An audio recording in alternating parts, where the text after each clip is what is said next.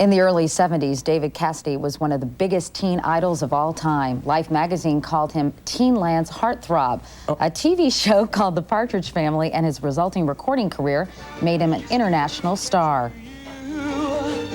Till you check inside, but you ain't satisfied. Oh no.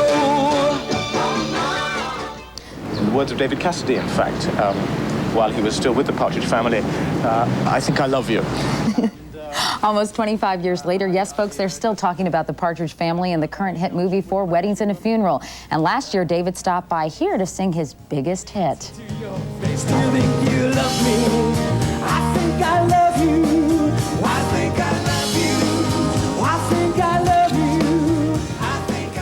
Now, David Cassidy has written his autobiography and called it, Come On, Get Happy, Fear and Loathing on the Partridge Family Bus. Hi, David. Welcome back. Thank you. It's nice to be back here. And you know what? Hunter Thompson isn't watching this movie. I think they love you, by the way. I mean, the crowd is so excited to see you. Look at them. See, you still have fans after all these years. I have to tell you, this is so cool to be here on your opening week and being back here.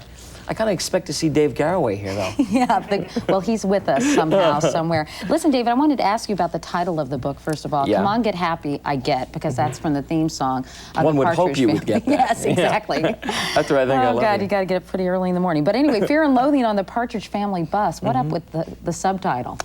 Well, I mean, I think that Hunter Thompson's book, Fear and Loathing in Las Vegas, certainly influenced.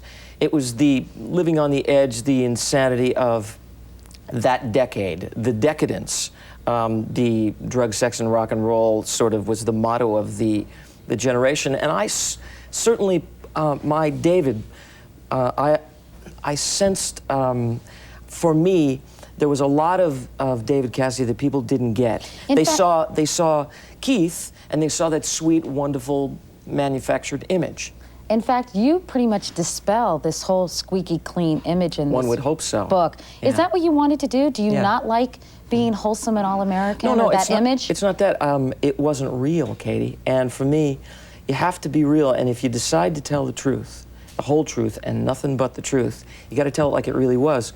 We forget that prior to the 1980s, when the world was besieged by this plague of AIDS, that decadence of the late 60s and 70s was prevalent everywhere. I mean, I don't think that we can socially think about what life was like without looking at it and saying, you know, it was common for people to go out to meet on an evening and to sleep together. Now, it's unheard of. There was no such thing as politically incorrect. And I think the book speaks of that era, the extraordinary experience I went through being an idol, something I never wanted, a loss of my own identity. And in fact, it really sort of hurt you. I mean, you became very isolated at the height of your popularity. Paranoid, extremely paranoid. I think that it's very cathartic to write a book. And if you decide to tell the truth about what it was really like on the set, what it was really like to get up and go to work in the morning, and to be something that people, they presumed I was an innocent, when in fact my real teenage years, which were 3 or 4 years before, were very different. I hitchhiked up to Haight-Ashbury. I aligned myself with the political ideology of that generation. There was no question about it. I mean, I saw Hendrix 5 times and Clapton and all of those sort of cutting-edge blues, rock, as opposed to when you saw David being an actor 3 years later, and I got cast as Keith on The Partridge Family. The character of Keith was very sweet and innocent, and it was a family show.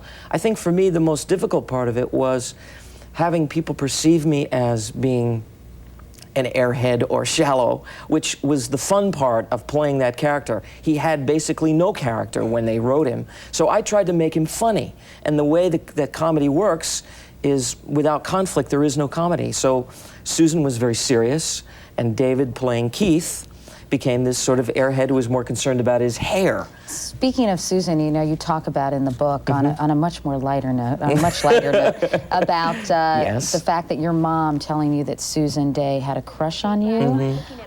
Sweetie pie. So what happened? Well, Katie, got to read the book.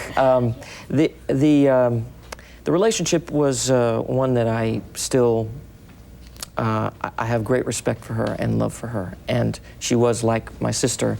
And when I was going through all of that teen madness and hysteria and really losing my mind, because when you go through something like that, I couldn't go to work. There were people, you know, literally living in my air conditioning unit. I lost myself, and you need a few people to help you. And she kept you grounded? Grounded, yeah, exactly that, and was a mirror for me, and was also going through it in her own way. And, you know, I love her and I care a lot about her, and our lives have certainly gone different directions, but, you know, you can't ever be 19 and go through that kind of an experience again, and it'll never be. For me, again, it was cathartic to write it. I'm glad it's over with, but it enables me to get on a show like Today's Show and talk as David today and have people see me today. Not trapped as Keith Partridge. And we should point out that you're doing really well today. You just finished a very successful run of Blood Brothers. Indeed, and on still Broadway running. with your brother. Yeah. And David, it's great to see you. Next time, come back and Thanks. sing. I think I love you. I think I love you guys too. Oh, babe. Thanks. Whoa. Anyway, thanks, David. Thanks, the Katie. Gadget Guru is up next with the newest gadgets. But first, this is Today on NBC.